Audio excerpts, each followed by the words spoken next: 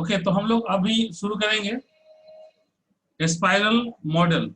ठीक है, software development life cycle model का यह एक इम्पॉर्टेंट पार्ट है। ठीक है, एक इम्पॉर्टेंट मॉडल है जिसपे कि सॉफ्टवेयर डेवलपमेंट प्रोसीड्यूर होता है। वाटरफॉल मॉडल की तरह यह मॉडल नहीं है। ठीक है, ये वाटरफॉल मॉडल से अलग हटकर है। वाटरफॉल मॉडल का कॉन्सेप्ट अलग था, वो सिर्फ सिंपली 6 स्टेप प्रोसेस में कंप्लीट हो जा रहा था, लेकिन ये भी उसी स्टेप को फॉलो करता है, बट ये 4 डिफरेंट वे में वर्क को कंप्लीट करता है और 6 फेज को कंप्लीट करता है सॉफ्टवेयर डेवलपमेंट के लिए। ठीक है, जिसका डायग्राम आप लोगों ने पहले से भी देख चुका है, समझ चुके हैं हम लोग। ये डायग्राम दिखा रहा है 4 फेज में टोटल प्रोसेस को कंप्लीट करता है, जिसमें हम सॉफ्टवेयर डेवलपमेंट लाइफ साइकिल का वो जो 6 फेज हम लोगों ने देखा था, वो 6 फेज क्या होता है, इसी के अंदर आ जाता है। ठीक है, अब देखिए, अब यहाँ पे ये हमारा डायग्राम था स्पाइरल मॉडल का। Spiral model for software development, ये डायग्राम था 4 स्टेप्स जो हम लोग देखा था। 4 स्टेप्स का हमने नाम यहाँ देखा था, क्या लिखा हुआ था। ठीक है, determine the objective and identify alternative solution, पहला में ये काम होता है। दूसरा स्टेप में क्या काम होता है, तो आइडेंटिफाइंग एंड रिसॉल्व रिस्क, क्या क्या प्रॉब्लम है उसको आइडेंटिफाई किया जाता है, क्या रिस्क आ सकता है उसको आइडेंटिफाई किया जाता है और इसको सॉल्व किया जाता है। और तीसरा जो हमारा है वो है develop the next level of the product. ठीक है, ये अब यहाँ से हमारा सॉफ्टवेयर डेवलपमेंट का प्रोसीड्यूर शुरू हो जाता है। अब यहाँ से हमारा सॉफ्टवेयर डेवलपमेंट किया जाता है। ठीक है, और उसके बाद review and plan for the next phase, और उसके बाद नए फेज के लिए, नए स्टेप्स के लिए फिर से प्लान किया जाता है। पिछला स्टेप्स को रिव्यू किया जाता है और नए स्टेप के लिए प्लान किया जाता है। ठीक है, ये चीज हम लोगों ने देखा था लास्ट क्लास में। अब यहाँ पे देखिए, अब हम लोग यहाँ देखते हैं कि this model was prepared by Barry Boehm in 1988। 1988 में बैरी बोहेम के द्वारा इस मॉडल को लाया गया था, प्रपोज किया गया था। ठीक है, और ये मॉडल चूंकि अच्छा लगा इसलिए इसको एडॉप्ट भी कर लिया गया। और आज के डेट में सॉफ्टवेयर डेवलपमेंट में स्पाइरल मॉडल भी बहुत यूज होता है। क्यों, तो आज के डेट में बहुत सारे मॉडल्स हमारे पास अवेलेबल हैं, लेकिन वाटरफॉल मॉडल, स्पाइरल मॉडल, ये कुछ इंपॉर्टेंट मॉडल्स हैं। ठीक है, जिनका की फॉलो किया जाता है, जिनको यूज किया जाता है। ठीक है सर, एक डाउट है सर। हाँ, नेट पे लिखा हुआ था सर 1986 में इसका डेवलप हुआ है सर, स्पाइरल मॉडल का। बेरी बोहेम डेवलप किया था 1986 में। नेट पे बता रहा था सर। ये जो आपका स्पाइरल मॉडल है वो 1988 में मार्केट 1988 में आया था। ठीक है, देखिए बहुत सारे बुक्स हैं, ईयर पर कभी कंट्राडिक्शन मत रखिएगा। इसलिए नहीं रखिएगा क्योंकि बहुत सारे बुक हैं, उनके ईयर में बहुत ज्यादा कंफ्यूजिंग पॉइंट होता है। रीजन क्या है कि वो जो ईयर जब लिखा जाता है तो बहुत लोग उस, क्योंकि जो इनका रिसर्च है उसमें जो लिखा हुआ है उसमें ये दिया जाता है कि इन्होंने कि कब उसका इन्वेंशन किया, कब वो पब्लिश किया, कब, चूंकि उनका रिसर्च वर्क था। रिसर्च वर्क कब कंप्लीट हुआ, कब उसे मंजूरी मिली, ठीक है, टीम की, कब उसे पब्लिकली किया गया, तो ये सारा चीज रहता है। तो इसीलिए कम से कम इसका मिनिमम कम से कम 3 टाइमिंग जनरली दिया हुआ रहता है। ठीक है, तो इसलिए वहां पे बहुत सारे लोगों को ये कंफ्यूजन हो जाता है। बहुत सारा बुक भी लिखने के दरमियान ये चीज करता है कि वो कोई भी टाइम मेंशन कर देता है, 3 टाइम है तो कोई भी टाइम मेंशन कर देता है। लेकिन आपको ध्यान रखिए, ये फाइनली हम लोग उस टाइम को यहाँ पे कंक्लूड करते हैं, उस टाइम को लेते हैं जो पब्लिकली मार्केट में आया, अनाउंस टाइम था। ठीक है, तो वो टाइम हमारा था 1988। आप लोग राजीव मल का बुक खरीदे हैं?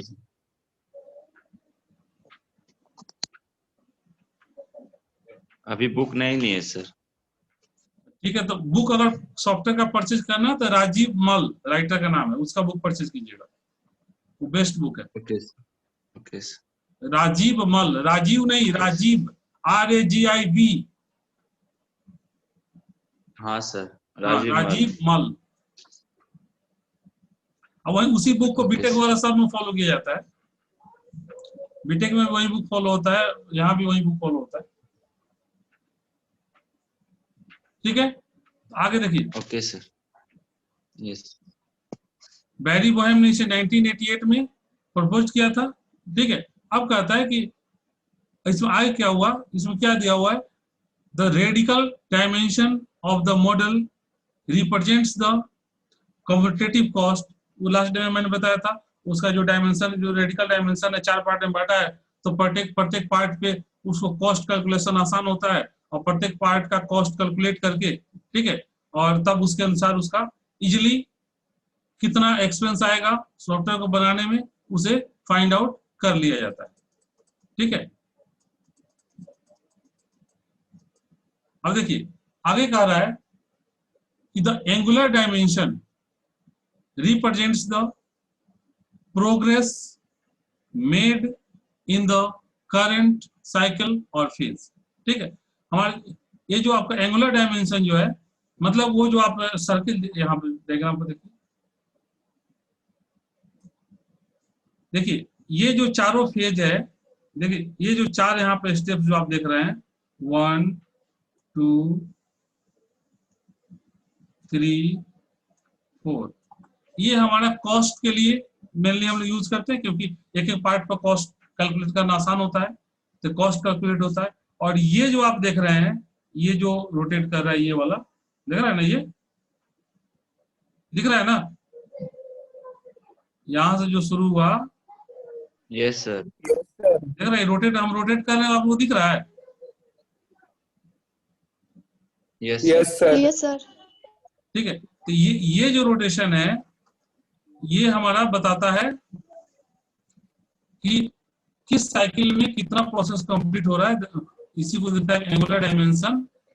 यही हम लिख रहे हैं, angular dimension represents the progress made in the current cycle या phase.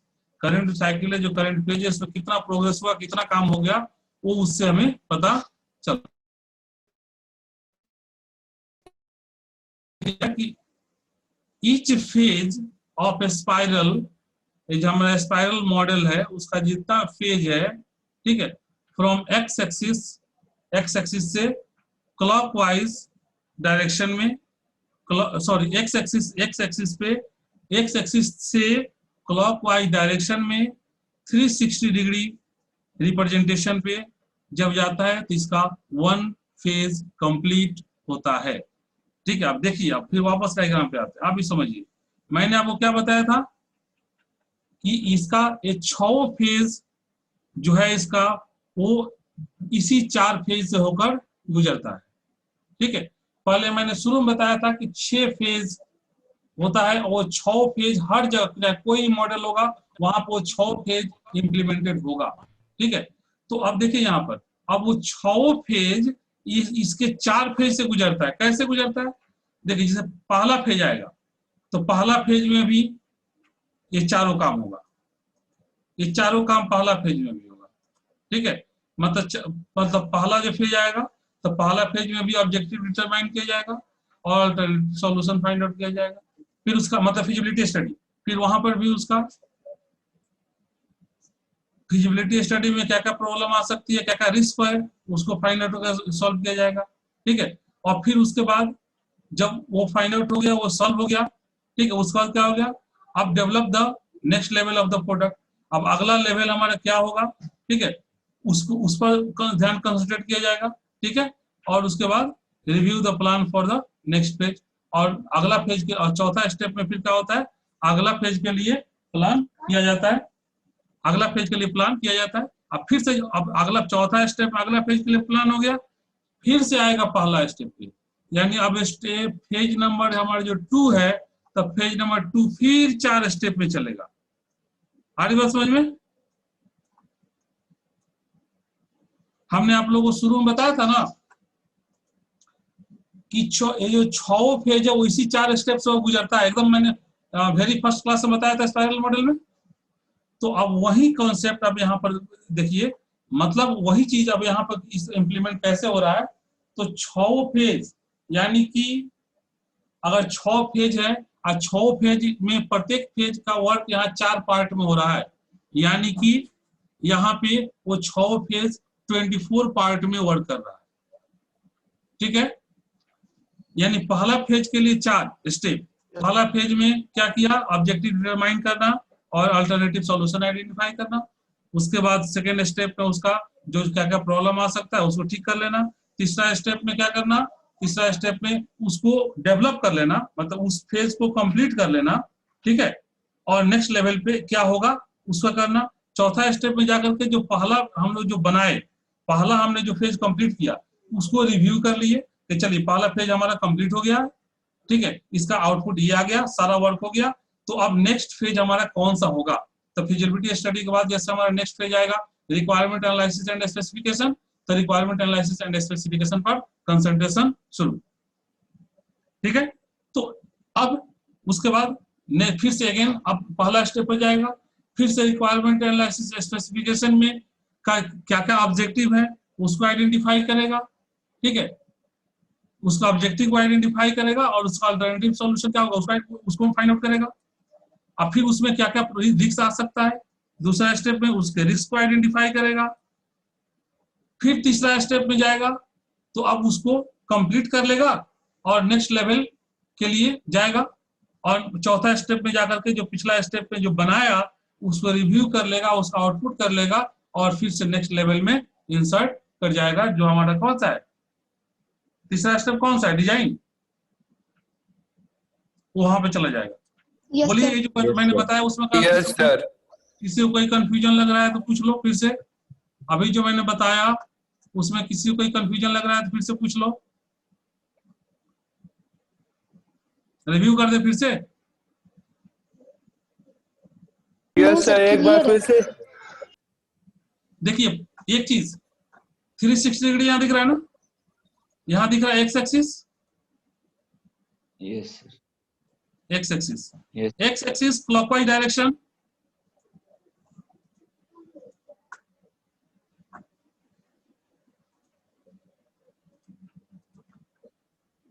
X axis clockwise direction through 60 degree represent one phase. एकदम माइंड में सेट कर लीजिए।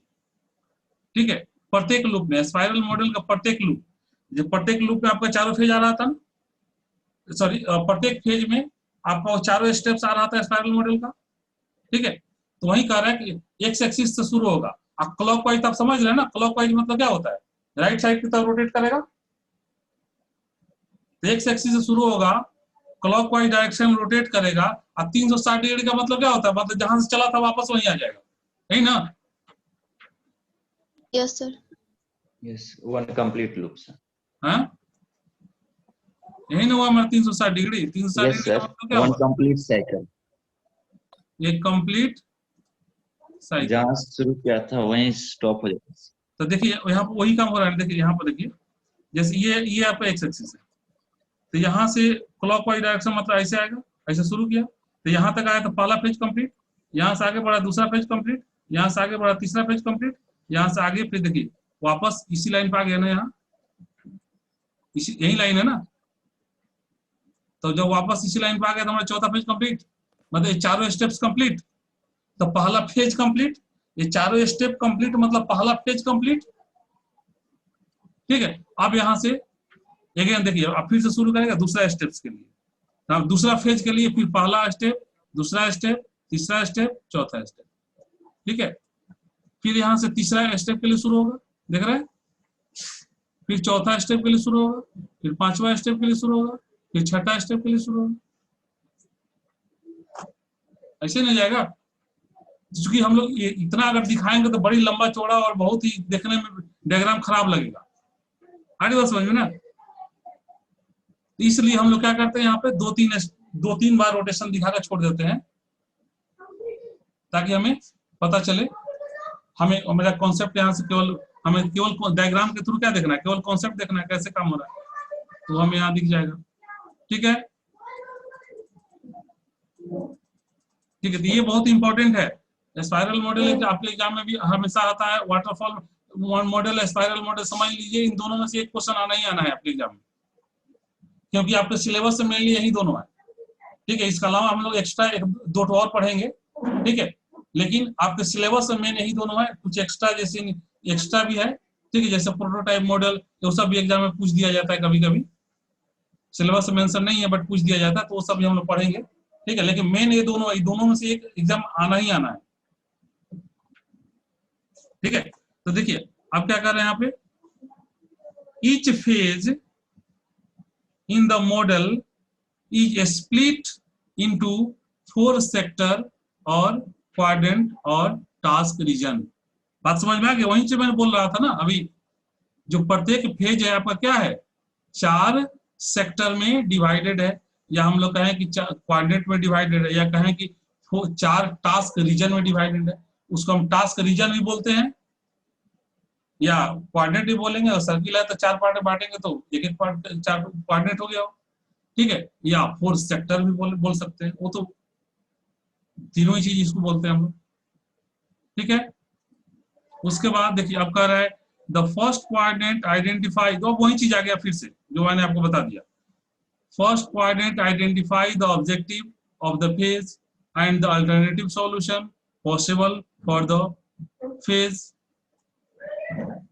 Under consideration. Correct, during the second quadrant the alternative solution are evaluated, it select the best possible solution। मैंने बताया था ना कि वहां से अल्टरनेटिव सॉल्यूशन में तो क्या क्या सॉल्यूशन हो सकता है, वो सारा सॉल्यूशन का आइडेंटिफाई करते हैं, और उसमें से कौन सा बेस्ट सॉल्यूशन है जिसके थ्रू हम लोग आगे बढ़ के इसको कंप्लीट कर सकते हैं, उसको हम लोग यहाँ से देखते हैं, ठीक है। तो it select the best possible solution for the chosen solution, ठीक है। The potential reason are identified and deals by the developing team with appropriate prototype, ठीक है। ध्यान दीजिएगा, यहीं से प्रोटोटाइप का भी कॉन्सेप्ट शुरू हो जाता है। आप लोग प्रोटोटाइप का मतलब क्या समझते हैं? प्रोटोटाइप का मतलब आप लोग क्या समझते हैं? सर प्रोटोटाइप का मतलब वो छोटा रूप, मतलब जैसे कोई घर बनाते हैं तो उसके पहले उसका एक प्रोटोटाइप तैयार करते हैं ना, तो वही वो प्रोटोटाइप, मतलब छोटा सा डायग्राम उसका कि वो कैसे बनने के बाद दिखेगा। थोड़ा सा एक रफ फिर से बोलिएगा, थोड़ा सा साउंड मेरे पास नहीं आ रहा था, फिर से बोलिए। सर प्रोटोटाइप का मतलब एक किसी चीज का छोटा सा रूप, मतलब कि जैसे कोई घर बनाते हैं तो उसका पहले डायग्राम बनाते हैं ना कि बनने के बाद वो कैसे दिखेगा। हाँ तो बिल्कुल, वही जैसे जैसे कि देखते हैं ना अपार्टमेंट वगैरह जो बनता है, तो आप अपार्टमेंट जो बनाता है उसका ऑफिस में जाइएगा, देखिएगा जो अपार्टमेंट बना रहा है उस अपार्टमेंट का अपने टेबल पे एक मॉडल बनाकर रखता है, ठीक है, कि अपार्टमेंट कैसा दिखेगा बनने के बाद, उसमें कितने फ्लैट होंगे, किधर से रूट होगा, सारा चीज वहां पे डायग्राम उसको दिखता है मॉडल में, ठीक है।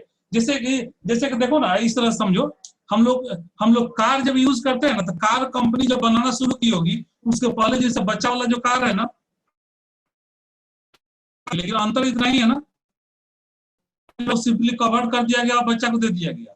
लेकिन वो जो बनाया होगा तो उसमें हर तरह से कौन डिवाइस कहाँ पुट कर, कहाँ पर फिट कर रहा है, और वो किस तरह से चलेगा, उसको किस तरह से उसका ड्राइविंग की जाएगी, ठीक है, तो वो किस तरह से चलेगा, स्विच ऑन होगा तो किस तरह से रोटेट करेगा, ठीक है, वो सारा चीज उसमें रहेगा। अंतर इतना ही।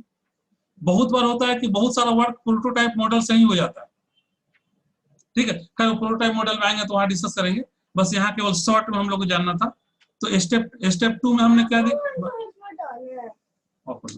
मेरे वन शॉर्ट तो मम्मी वन चल रहा है, ठीक है। तो अब देखिए यहाँ पे तो क्या है, उसके बाद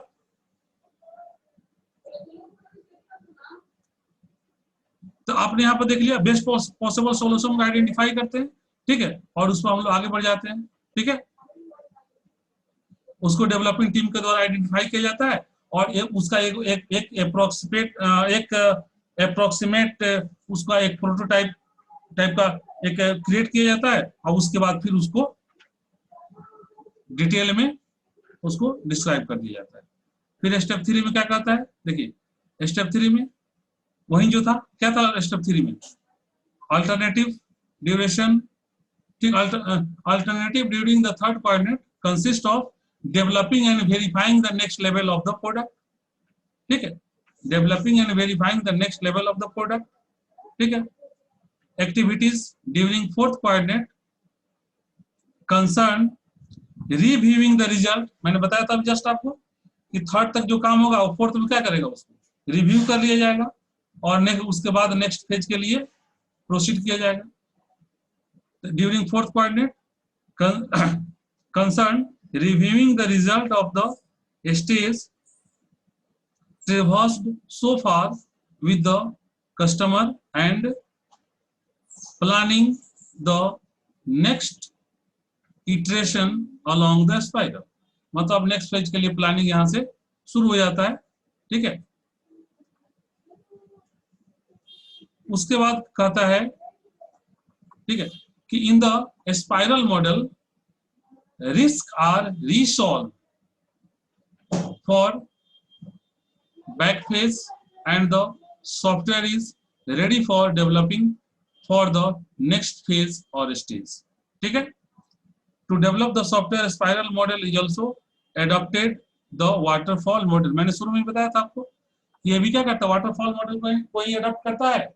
ठीक है, लेकिन अंतर क्या है, तो अंतर इतना ही है कि वाटरफॉल मॉडल के प्रत्येक फेज को ये 4 पार्ट में बांट करके तब वर्क को परफॉर्म करता है, और जो वाटरफॉल मॉडल है वो प्रत्येक फेज को डायरेक्ट इंप्लीमेंट करता है. क्लियर हो गया कॉन्सेप्ट? कोई डाउट है किसी को स्पाइरल मॉडल में?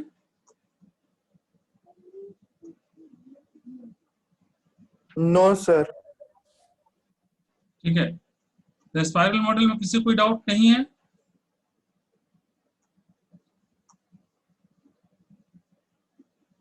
ठीक है, तो अब थोड़ा सा हम लोग और देखते हैं. आप देखिए, थोड़ा सा आगे बढ़ते हैं. एक अब यहाँ पे एक क्वेश्चन है, spiral model as a meta model. ठीक है, स्पाइरल मॉडल को हम लोग एज ए मेटा मॉडल भी यूज करते हैं. ठीक है,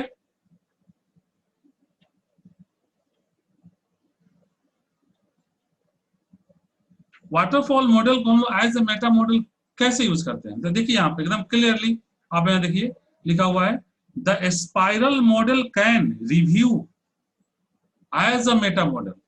स्पाइरल मॉडल को as a meta model review किया जाता है.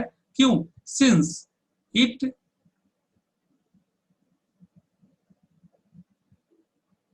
Incorporate all popular model like. देखिए क्यों किया जाता है, क्योंकि जितने भी हमारे पॉपुलर मॉडल हैं, जैसे कि waterfall model, prototyping model, evolutionary model. ठीक है, देख रहे हैं आप 3 नाम आपको दिख रहा है, तो ये सब पॉपुलर मॉडल है. वाटरफॉल आप जान ही रहे हैं, प्रोटोटाइप के बारे में मैंने अभी थोड़ा सा डिस्कस किया था. ठीक है, एक उसके बाद इवोल्यूटरी मॉडल भी है. तो ये सब जो मॉडल है, सारे मॉडल का जो निचोड़ है, ठीक है, मतलब सारे मॉडल का जो कॉन्सेप्ट है वो हमारे स्पाइरल मॉडल में है. ठीक है, मतलब हम ये कह सकते हैं कि स्पाइरल मॉडल इन सभी मॉडल से ज्यादा पावरफुल मॉडल है. ठीक है, चूंकि सारे का कॉन्सेप्ट यहाँ पे है, ठीक है, सबको लेकर के यहाँ पे वर्क परफॉर्म हो रहा है. यही रीजन है कि हम लोग स्पाइरल मॉडल को बोलते हैं मेटा मॉडल. कोई डाउट किसी को? स्पाइरल मॉडल को कई बार एग्जाम में आपका क्वेश्चन आता है, ठीक है, कि why spiral model known as meta model. Why spiral model known as meta model, या why spiral model used as a meta model. ऐसे भी क्वेश्चन आ सकता है. ठीक है, आपसे इंटरव्यू में क्वेश्चन हो सकता है इस तरह से, why spiral model known as a meta model. ठीक है, तो इसका आंसर क्या होगा बताइए तो. एनीवन? एनीवन?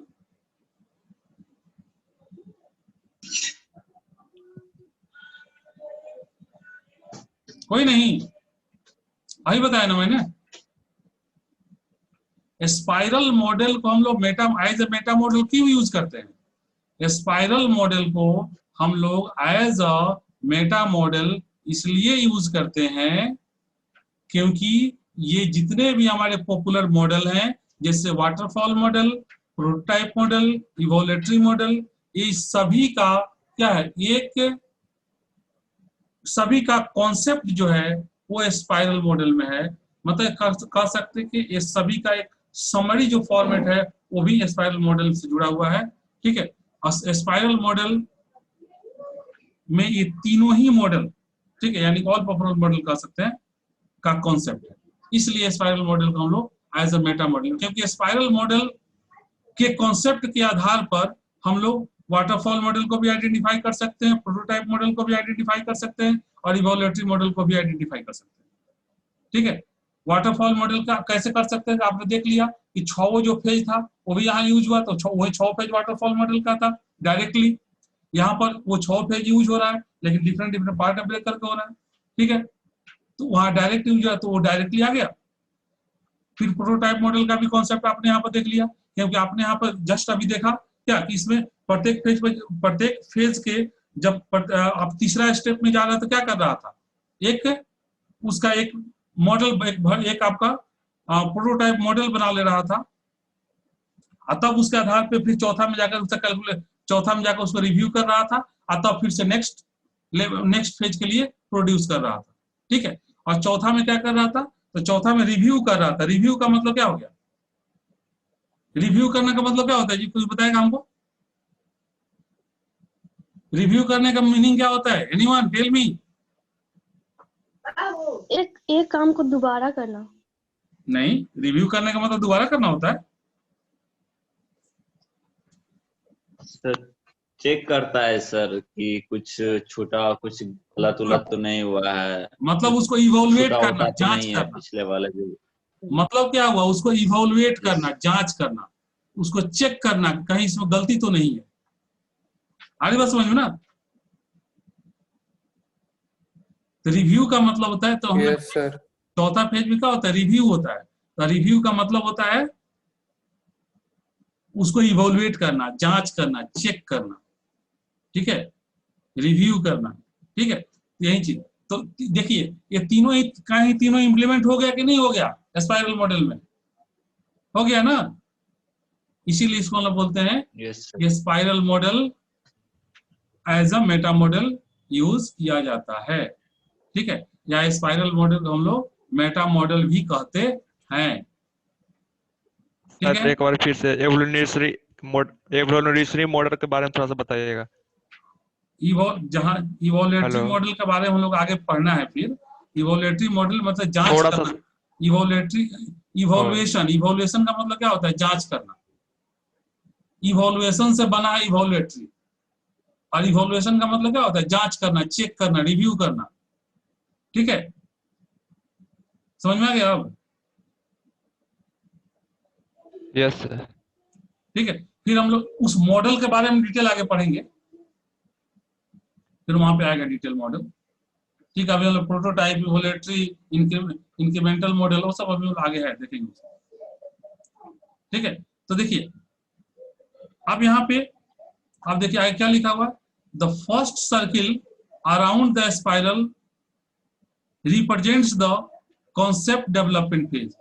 देखिए अब इसको, वो जो आपने चारों फेज देखा ना, अब उसको जब एज हम मेटा मॉडल यूज करते हैं, तो एज ए मेटा मॉडल के आधार पर उसको देखिए एकदम शॉर्ट में आपको इंडिकेट कर रहा है कि पहला का मतलब क्या हो गया, दूसरा का मतलब क्या हो गया। ठीक है, जब एज ए मेटा, क्योंकि ये सभी में इंप्लीमेंटेड है। तो देखिए the first circle around the spiral represent the concept development phase. पहला सर्किल जो होगा, मतलब एक राउंड कंप्लीट 360 डिग्री। ठीक है, तो ये कॉन्सेप्ट डेवलपमेंट फेज होगा। दूसरा फेज उसका क्या कर, देखिए यहाँ पर which start the core of the spiral, मतलब स्पाइरल का यहाँ से शुरू होता है work, and content multiple iteration. ठीक है, और उसका जो कंटेंट है, ठीक है, उन सभी को इटरेटिवली चेक किया जाता है, सबको देखता है until concept development is complete. वो तब तक सबको रिव्यू करता रहता है, चेक करता रहता है, उस पर चेक रिसर्च हम एक तरह कह सकते हैं करते रहता है, जांच करते रहता है सबका, जब तक कि हमारा वो कॉन्सेप्ट डेवलप नहीं हो जाए जिसके थ्रू आगे बढ़ेंगे। ठीक है, तब तक उस पर उसको जांच करता रहेगा, उसको चेक करता रहेगा, उसका इम्प्लीमेंटेशन करता रहेगा। ठीक है, अब कह रहा है कि if the concept is to be develop for an actual product, जो हमें एक्चुअल सॉफ्टवेयर बनाना है, जो एक्चुअल प्रोडक्ट बनाना है, अब उसके लिए जब मेरा कॉन्सेप्ट अगर डेवलप हो जाता है, ठीक है, अगर डेवलप हो जाता है या डेवलप हो गया, ठीक है, तो क्या करेंगे, द प्रोसेस प्रोसेस्ड, ठीक है, अपवार्ड, ठीक है, जो प्रोसेस है, और प्रोसेस क्या होगा, आगे की तरफ फिर प्रोसीड करेगा, आगे की तरफ प्रोसेस होगा उस प्रोसेस का, ठीक है, अपवार्ड ऑन स्पाइरल, ठीक है, and a new product developed, a new product development project, ठीक है, और नया प्रोजेक्ट डेवलपमेंट का प्रोसीड्यूर कंप्लीट हो पाएगा यहाँ से। ठीक है, अब कह रहे हैं कि later the next spiral will be used as a product enhancement project. ठीक है, अब उसके बाद बाकी जो है वो पहला जो हमारा जो फेज हो गया ना, जैसे कि वाटरफॉल मॉडल और फिजिबिलिटी स्टडी किए थे हम लोग पहला, तो यहाँ जो 360 का कंप्लीट होने का मतलब क्या हो गया, एक सर्किल कंप्लीट होने का मतलब क्या होगा, फिजिबिलिटी स्टडी कंप्लीट।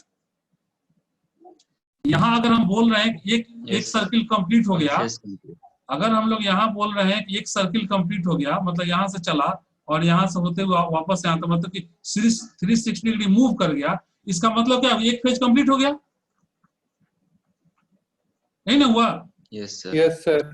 तो जब एक फेज कंप्लीट हो गया तो वही चीज यहाँ पे वही चीज यहाँ पे कह रहा है कि जब आपका एक फेज कंप्लीट हो गया तो इसका मतलब क्या हो गया कि अब आप वहां पर आपका जो प्रोडक्ट डेवलपमेंट जो डेवलप करना है, अब उस पर आप कंप्लीट हो गए, अब आपको वहां से क्या करना है, अब वहां से आगे प्रोजेक्ट को डेवलप करना है। देखिए, later the next spiral will be used as a product enhancement project. ठीक है, प्रोजेक्ट इनहांसमेंट, यानी अब हमारा जो प्रोजेक्ट है वो क्या होगा, यहाँ से इनहांस होगा।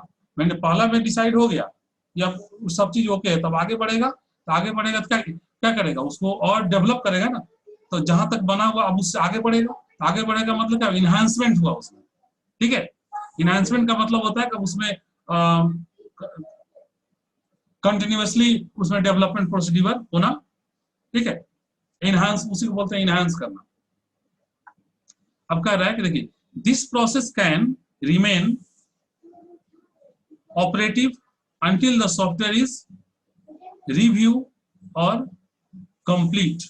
ठीक है, जब तक सॉफ्टवेयर का रिव्यू या कंप्लीट नहीं हो जाता तब तक ये प्रोसेस चलते रहता है, एक फेज के बाद फिर दूसरा, फिर तीसरा, फिर चौथा, फिर पांचवा, फिर छठा, उसी तरह से चलते रहता है जब तक कि 6 फेज हमारा कंप्लीट नहीं हो जाता। ठीक है, whenever there is need to change in software in the model। ठीक है, और अगर उसमें टेस्टिंग भी आता है, मेंटेनेंस भी आता है, तो अगर जरूरत के अनुसार उसमें कोई अगर जरूरत पड़ा तो फिर उसमें क्या होगा, चेंज भी होगा। ठीक है, अब कह रहा है the process starts at the appropriate extreme point. ठीक है, प्रोसेस कहां से शुरू होगा, तो उसका जो एकदम एक्सट्रीम पॉइंट है, मतलब जो स्टार्टिंग है वहां शुरू होगा। ठीक है, और उसके बाद सारा प्रोसेस